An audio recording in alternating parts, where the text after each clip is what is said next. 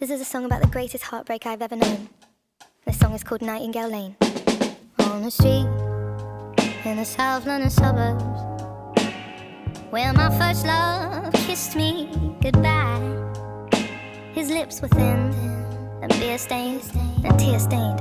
Was a pain that made me colder now. After the oceans I cried, I made of steel, just floating now. But when I drive down this road, I reminisce. I drive slow, I've let go now. Just see a ghost town, and sometimes at red lights I tell myself to go on, just say somebody loved me once, and someday somebody will again, like the way you love me on Nightingale Lane.